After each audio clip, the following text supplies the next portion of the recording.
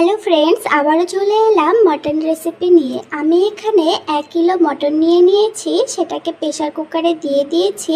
এখন দুটো পেঁয়াজ কুচি, পরিমাণ মতন হলুদ গুঁড়ো আর 1-1.5 চামচের মতন ধনে গুঁড়ো প্রেশার কুকারে দিয়ে হালকা একটু জল দিয়ে মাংসটাকে 2-3টে সিটি দিয়ে নামিয়ে নেব। এদিকে আমি একটা ছোট্ট বাটিতে 5-6টা ছোট ছোট রসুন ছুলে নিয়েছি আর 2-3টে রসুন গোটা রেখে দিয়েছি ছুলে ভালো করে ধুয়ে।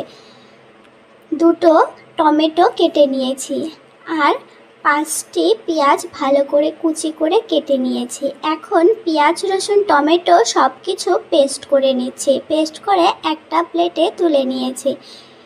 এদিকে কড়াই বসিয়ে দিয়েছি গ্যাসে। কড়াই তেল দিয়ে দিলাম, তেল গরম হয়ে গেছে। এখন আগে থেকে কেটে রাখা 3-4টি আলু কড়াইয়ে দিয়ে হালকা লবণ হলুদ দিয়ে ভেজে নিয়ে নামিয়ে নিচ্ছি।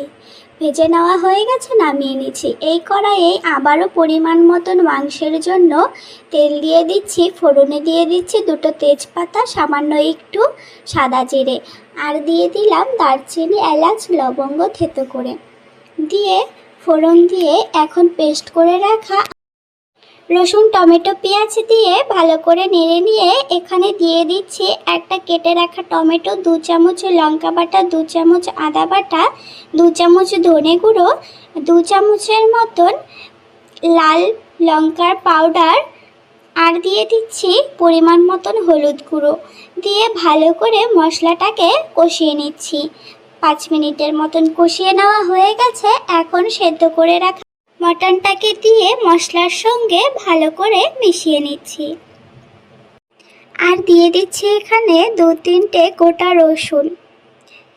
এরপর মটন সেদ্ধ করার সময় যে জলটা দেওয়া হয়েছিল সেখান থেকে একটু জল দিয়ে মশলাটাকে ভালো করে আমি নেড়ে কষিয়ে নিচ্ছি।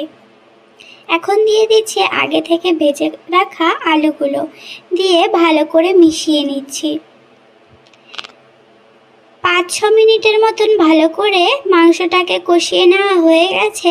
এখন দিয়ে দিচ্ছি উষ্ণ গরম জল দিয়ে ভালো করে ঝোলের সঙ্গে মিশিয়ে নিচ্ছি মাংস মশলাটাকে। এখন 10 মিনিটের মতন ফুটতে দেব। ঝোলটা ফুটে গেছে।